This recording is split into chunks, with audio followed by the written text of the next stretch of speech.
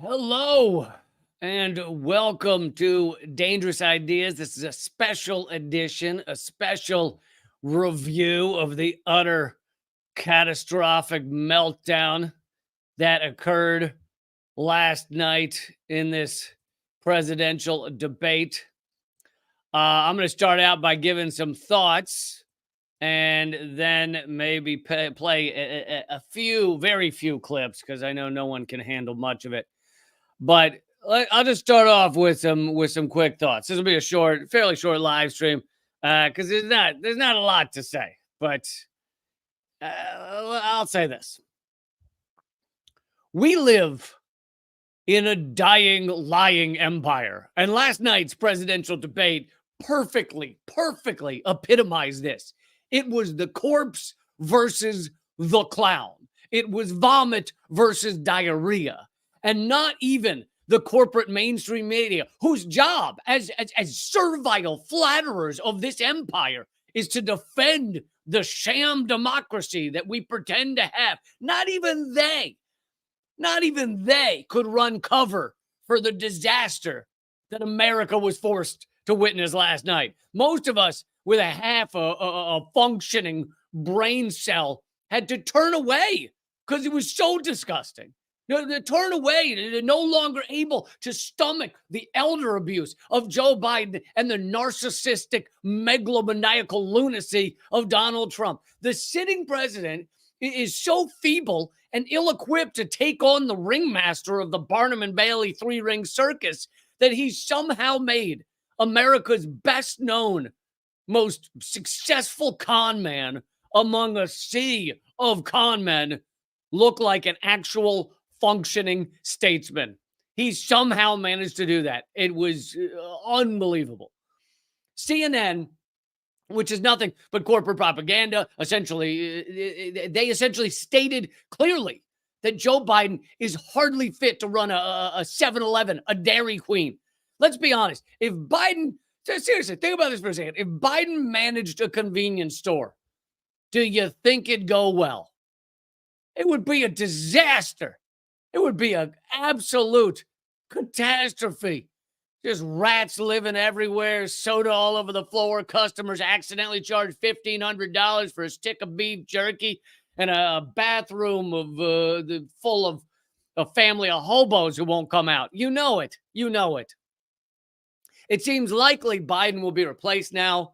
The ruling elite of the Democratic Party seem to have come together on that front that Biden needs to be replaced.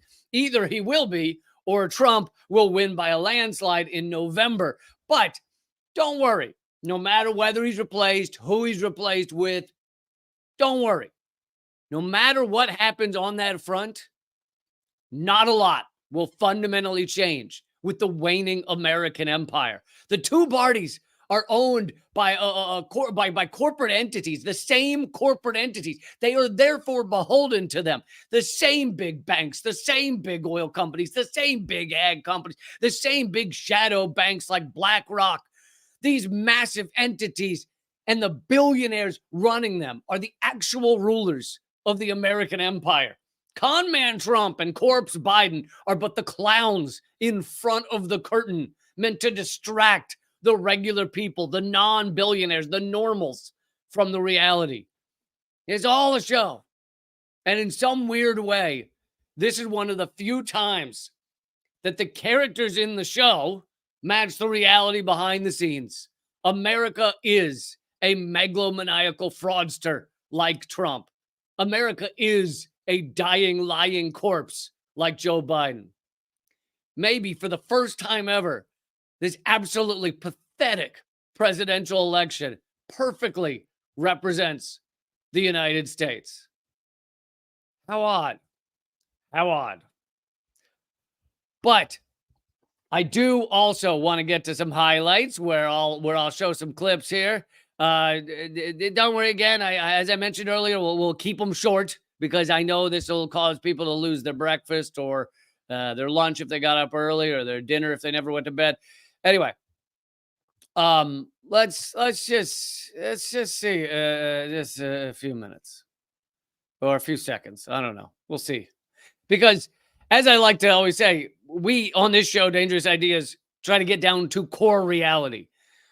We may, I may mention the surface news, the surface topics, the surface discussion that average people and really average media are having, but I like to dig deeper to the stuff that will never be mentioned on that debate stage, will never be mentioned on mainstream media, and will also almost never be mentioned even by independent media. So let's get started. With the COVID, with dealing with everything we have to do with, look, we had the safest border in history. Now we have the worst border. Would anyone have been surprised if he passed out right there, just stroked out, smacked his head on the podium, and died right there? Like, would anyone? I know some people would. There are people in the country that would be sad that it happened, but would anyone be shocked? Would anyone be like, "What happened?" No, I think we'd all go, "Yeah, it was the end. That was it." And you know, here's the thing: is if this were any other person, if this wasn't a shit show that we're having forced upon us by incredibly rich, just sociopathic lunatics, if that wasn't what this is, if he wasn't president of the United States, then I'd feel bad. I just feel bad for him. I wouldn't even. There'd be nothing more to discuss. Then I feel bad for that old man who's in a job he can't handle. End of story. But instead, this is all a charade to that's being forced upon us. It's. I think, like I said the other day, one of my things, it feels like they're wiping the ruling elite are wiping their ass with our frontal lobe, and it's not good. It's not good. And so instead, along with wow, that poor sad old man, it's also wow, that poor sad old man who's responsible for the most racist, killing, murderous, environmentally destructive nation on earth. That kind of adds a little more to it. Thank you, George, for the donation, for the super chat. Let's keep going. Safest border in history. Now we have the worst border in history. There's never been anything like it. There's no data. So here's the thing: is even most of what if you watched any of this, most of what you saw was just like, oh God, it's pathetic. Joe Biden's pathetic. But if you actually listen to anything Donald Trump said, it's like, it's just hilarious. It's so hilariously false. It's like, and no one cares. Joe Biden is so pathetic that no one even cares what Trump's saying. Trump's like, when I was president, we had the safest border in the world, and now we have the most dangerous border in the world. It's like, no, it's all been shades of gray. It's all been shades of gray. Yeah, you deported a lot of people. Obama actually deported more people. Trump maybe ripped up more families. It's tough to say sometimes. Biden has taken some Band-Aid steps here and there to help immigrants. But meanwhile, he's responsible for some of the largest numbers of deportation and destruction of families on the other hand. So it's all bullshit. And it's all lies. It was the safest border. No, it's the worst border. And then, I always say I like to get down to core reality. So surface reality. Biden got rid of more immigrants. Trump got rid of more. Biden allowed too many immigrants. Trump allowed too many. Okay, that's surface reality. That's for people who don't spend a lot of time thinking about this stuff and for dum-dums, like the various people we have on Fox News, various presidential candidates, various candidates of other regards, various people in Congress. The dum-dums sit there on the surface level. And then if you get a little deeper, you go, well, why is it that if someone was born 12 feet across that line, they're pieces of human garbage, but I was born 12 feet on this side of the line, so I should be taken care of, and I should get to live in one of the richest countries in the world. And why is it because they were born 12 feet over there, they have to be in a country that we destroy and coup and put in dictators to ruin their lives, and that's justifiable because they were born 12 feet over there? And if you want to get a little deeper, who even made this line? Who decided this is a line? Who decided piece of human garbage 12 feet that way? Awesome human, awesome patriot, cool dude over here. Who made that decision? And those lines change. Gasp.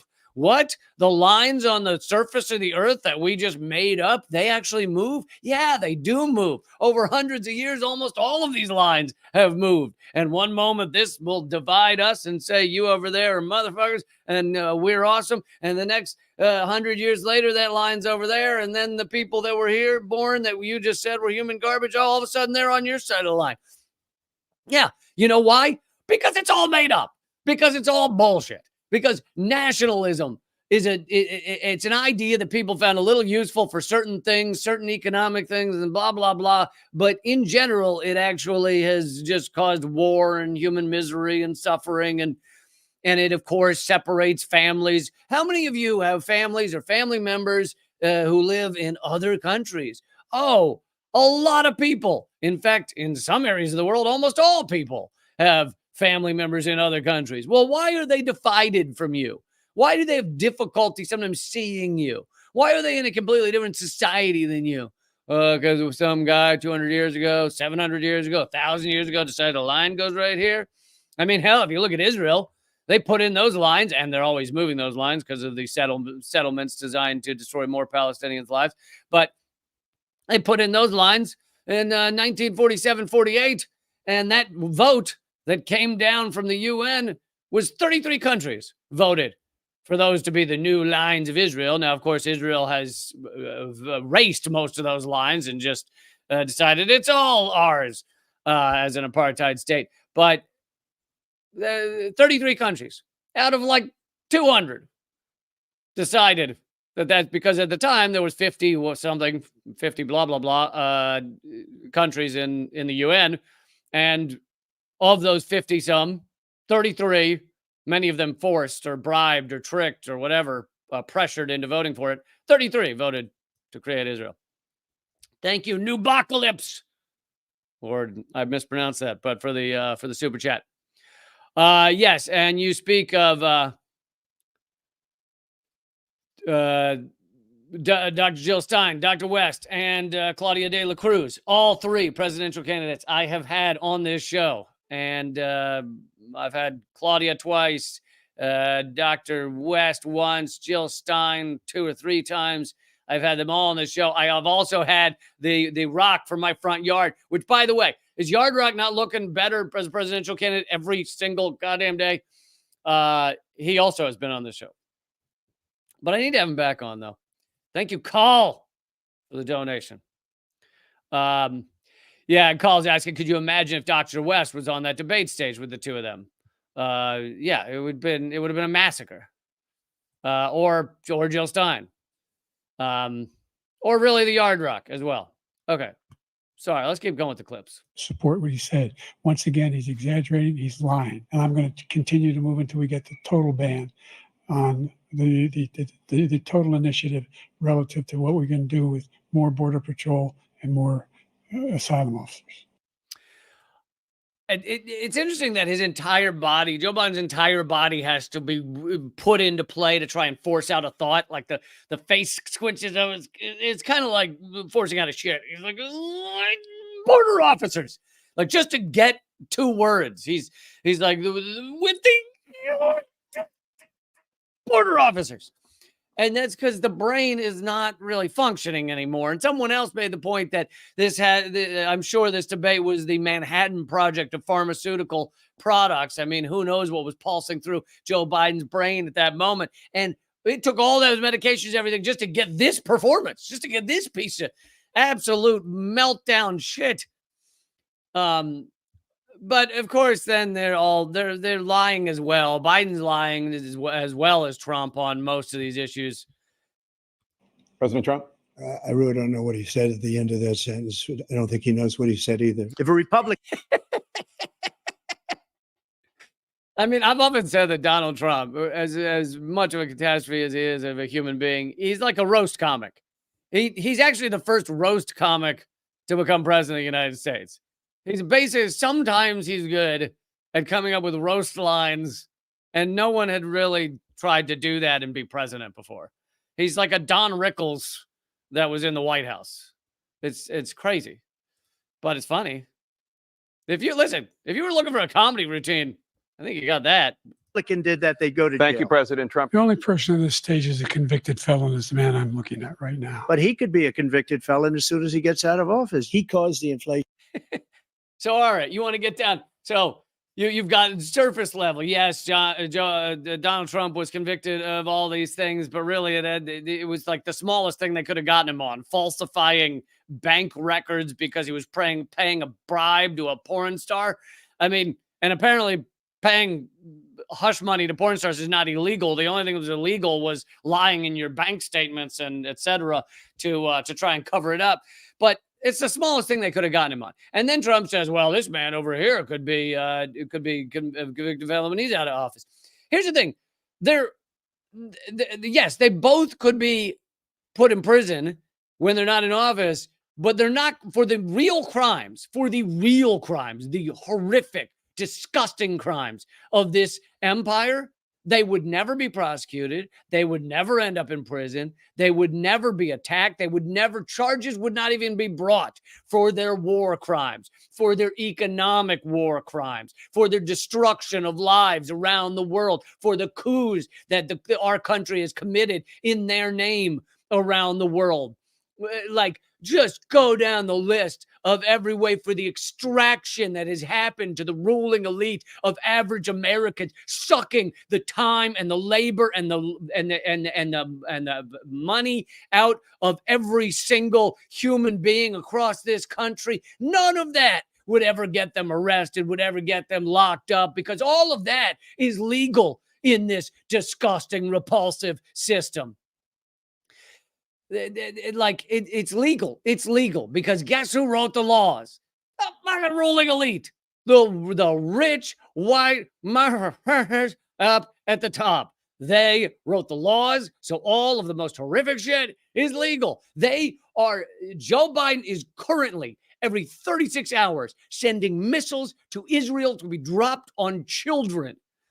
That is happening now, today. They are normalizing genocide. And if Donald Trump were in office, he'd be doing the exact same shit. Maybe every 30 hours instead of 36. That'd be the difference between the two of them. So all of their real crimes would never find them in prison. And it's an indictment. That fact is an indictment of the entire American system. But of course, that fact cannot be mentioned on your mainstream media. They'll cover Donald Trump's hush money trial till they're blue in the face. They'll cover that all day long. But they're not talking about the real crimes these two lunatics commit on a daily basis as president. And it's killing black families and Hispanic families. There was no. I love the idea of Donald Trump giving a tip of a turd about black families or Hispanic families.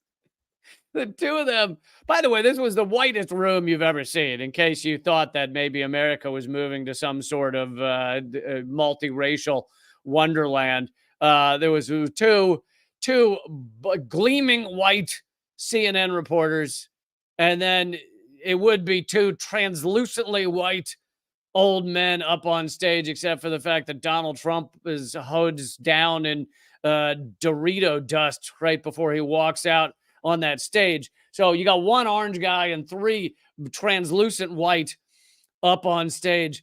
So yeah, we've made a lot of movement on that front. But even when there is a person of color on that stage, such as Barack Obama, it's a show.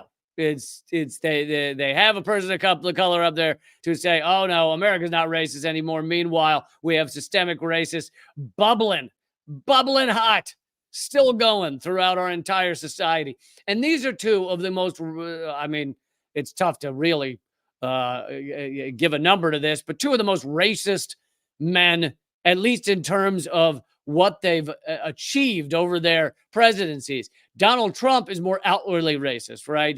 Speaking fondly of neo-Nazis and calling non-white countries shithole countries and the Muslim ban. And he's more outwardly, he's representing as racist. It's a little more in your face. But Joe Biden has actually succeeded in far more racist policies across the entirety of his life in Congress. Now, part of that is because Donald Trump was only in power for 4 years. If you count Joe Biden's time in Senate, he was in power for, I don't know, what, 40 years? Like a ridiculous amount of time. So he's had more time to be racist, to be very racist. And he's responsible for the most racist policy, one of the most racist policies the U.S. has had in decades, which was the 94, 96 crime bill that doubled the prison population, made it so that, cocaine, which tended to be a drug used more by white people, would get you minimal to no jail time, while crack, which is, essentially the same, but cheaper and in some regards, I guess, maybe a dirtier production, would get you years in prison.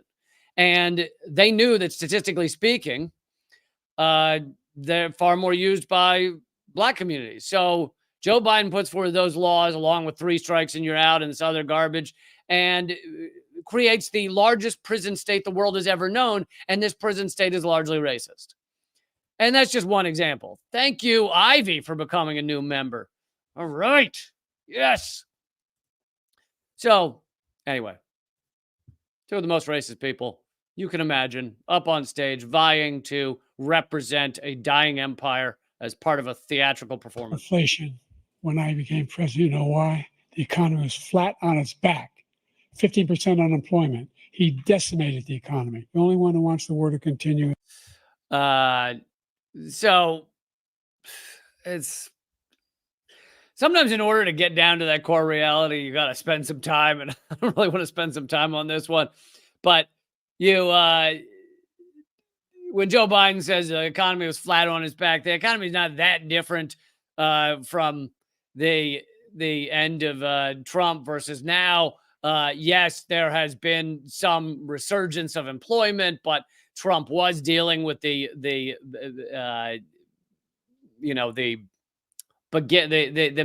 thrust of the pandemic. The pandemic continued under Biden, but the thrust of the unemployment was under Trump due to the pandemic.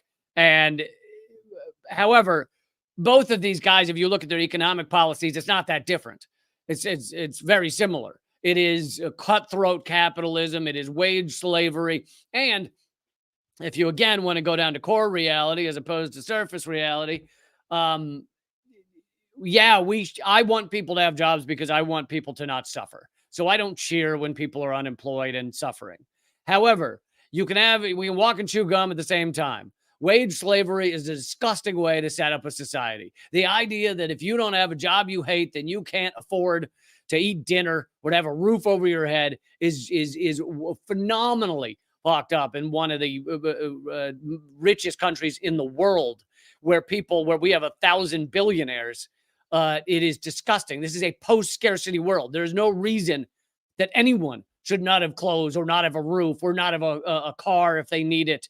And yet that's how our system works. So we have these political candidates and presidents and everything that run around and say, I'm going to bring you more jobs. And look, I brought you more jobs. And look, that guy has a job and everything. And meanwhile, 90% of this is slavery. Yeah, some people are lucky doing what they love. But those people who are that lucky that they get to do what they love every day, they should turn around and help and say the same things I'm saying by saying, well, maybe it's not okay, even though I'm lucky and I get to do what I love. No, what about the 90% that are working construction jobs? Is this really the way the system should be set up? Giving away the as they say, your best years. I mean, I guess that's a little rude to the older people. I know Joe Biden's not in his best years right now, but giving away your best years to garbage jobs, most of them are meaningless, in order to fuel consumerism. That just means we have to buy a new thing every single goddamn day.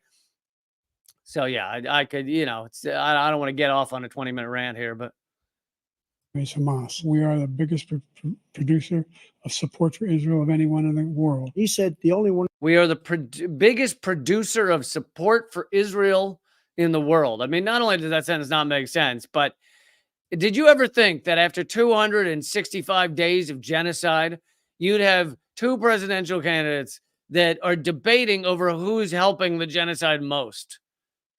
That's literally what it is. These two guys on stage saying, I'm helping genocide most. And the other one going, I'm helping genocide most. You haven't helped genocide enough. And the other one, it's unhinged.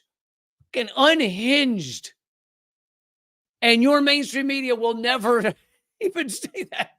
They'll never, I mean, we'll call it genocide, even though it's a dictionary definition of genocide. But on top of that, they won't bat an eye over the fact that these two ass clowns are arguing over who facilitates genocide the most.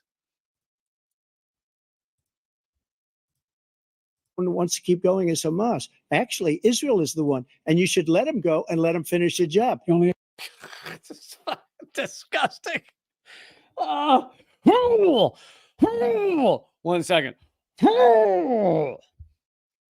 Okay, so weirdly, Trump told a iota of truth there. Joe Biden said the only one that wants to keep this war going, which is not a war, it's a genocide. The only one who wants to keep this ethnic cleansing going is Hamas, which is absolutely not true. Hamas has agreed to multiple ceasefires that Israel has thrown out because Israel has no intent on signing a ceasefire. Israel wants to continue their ethnic cleansing. This was part of the plan from the beginning. We know that. So these ceasefire deals are all thrown out by Israel, or Israel puts poison pills into the ceasefire deals, such as after we do the hostage exchange, we can continue our genocide. Which, would you sign a deal like that? Oh, okay. After the hostage exchange, you get to keep doing this? Great. Awesome. No, of course you wouldn't. So it's absolutely Israel keeping this from being a ceasefire, continuing this ethnic cleansing, continuing this genocide, continuing this mass murder of children. And Donald Trump spoke a little bit of truth there. He said it's Israel that wants to keep this going, that wants to keep war going. But then Donald Trump added, and we should let them because they need to finish the job. I mean, he's saying the quiet part loud. Israel needs to finish their final solution, their genocide. Like, it's right there. It's right there for you. Donald Trump saying it. See, this is the difference. This is the key difference between the Democrats and Republicans. Democrats will have a little equivocating where they go, oh, we need to work for a ceasefire. And they'll say words like that. Meanwhile, genocide goes on. Nothing changes. Donald Trump will walk out and say the quiet part loud and say, no, they need to finish their genocide. And then genocide continues. The end result is the same. The existential threat to humanity is climate change. And he didn't do a damn thing about it. He wants to undo all that I've done. Okay, lunatics, let's talk about the existential threat of climate change. And then I'm going to wrap this up soon. But Joe Biden has done essentially nothing for climate change or climate crisis. The output of the United States in fossil fuels is higher, well higher than it was under Donald Trump. This does not mean Donald Trump was good on this issue. Donald Trump was a catastrophe. The output of fossil fuels under Trump was higher than Obama. Obama bragged about laying enough oil pipeline to wrap around the earth 3 times. Literally, he wasn't kidding. And so these are all climate criminals. They are all an existential threat to our existence. And even neoliberal outlets like Vox and Axios, I think, maybe even Politico, have reported that Joe Biden he's allowed more drilling on public lands than Trump has, and he's pumping more oil than Trump did. So, but the difference, again, between the Republicans and Democrats is not the end result. The end result is climate catastrophe. The end result is more fossil fuels than ever before. The end result is the same. The difference between the two is that Joe Biden will tell you climate crisis is an existential threat, whereas Donald Trump will not. Donald Trump will tell you it doesn't matter and it doesn't matter and it's not a thing. So thank you, Musa, for the super chat. So you have these two goons that are doing the exact same thing, and yet one of them says he cares about climate change. He cares about climate crisis. Also, to get down to core reality, to get down deeper than even just about every independent media person I know on this issue, The reason the United States will never, never fight to end fossil fuels, to move to green energy, to save our futures for our grandchildren and children, even as the global sea surface temperature has set records every day for almost 500 straight days, like a year and a half, over a year and a half, or under a year and a half. I don't know. A year and a half. Me no likey numbers. The reason we will never do that, the U.S. empire will never do that, is because of the petrodollar. Now, yes, Saudi Arabia is moving away from the petrodollar. They just ended the deal, even though people are trying to debunk that, but failing to debunk it. So there are movements away from the petrodollar by other countries. But that doesn't change the fact that the reason the U.S. is the global reserve currency is because it's a petrodollar. And the thing that gives the U.S. dollar the ability to be so strong that we can print as much as we want and still have a dollar that is not meaningless is petrodollar and global reserve currency. So the U.S., at least for now, unless we change the petrodollar over to some other kind of dollar, the Doritos Locos dollar or something, as long as it's the petrodollar is still so pivotal to the U.S. empire, then the U.S. needs every country to buy and sell as much oil as possible in dollars. And this fact can never be spoken, ever, on mainstream media. Never by these candidates. Never by even most independent media. And it's one of the most important facts you will learn about why the U.S. empire behaves the way it does in this absolute psychopathic way, and yet can't be mentioned. Petrodollar can't even get a Wikipedia entry. Why can't petrodollar get a Wikipedia entry? I don't know who I'm impersonating there, but it's crazy. All right, last clip, because I'm getting exhausted of this. He wants to undo all that I've done. The Paris Oh yeah, well, Accord was going to cost us $1 trillion. It was a ripoff of the United States. He never. So again, Trump kind of selling some truth there, that if the U.S. switches to green energy, it costs people money, especially big oil, which owns our government. Big oil would lose money. Oh no. Well, we'd have a future. Well, future doesn't matter. What matters is getting a lot of money next week, right? You don't care if we're still alive as humans in 100 years. What you care about is that you have $2 billion in your bank account instead of $1 billion. That's what really matters. It's pure insanity. And it's a system that creates this sanity and takes the sociopaths, which the estimates are that 5% of the population, possibly as high as 5% of the population, are sociopaths. Now, that doesn't mean they're all evil. It just means they can't feel empathy for other human beings, even human beings from their future, like their imaginary grandkids when they become adults. They feel no empathy for those things. So those sociopaths, we need to put them on an island and then sink the island. No, it doesn't mean they need to be imprisoned. It just means you shouldn't have a system that rises them to the top, that rewards them. Both of these lunatics, although, Trump may be, well, I don't know that actually matters, but both of these lunatics have succeeded due to their ability to be sociopaths, to have no empathy for the people that are destroyed in their wake, right? Zero empathy. And we have a system that actually means you're going to achieve far more success if you have none of that empathy. If you stop at each moment in your career, in your rise to the top, and say, who am I harming? How do I help? How do I help this person? Oh, no, I got a promotion instead of that person. And really, behind the closed doors, that person did a lot of the work, and they should get the promotion. Or at least we should each get a promotion. If you stop and do that, you're not becoming the Donald Trumps of the world, or the Joe Bidens of the world, or the Barack Obamas of the world, or the George Bushes of the world. Never happening. So, and just to say one more thing about the Paris Climate Accord, here's the core reality that can't be talked about. The Paris Climate Accord was garbage to begin with.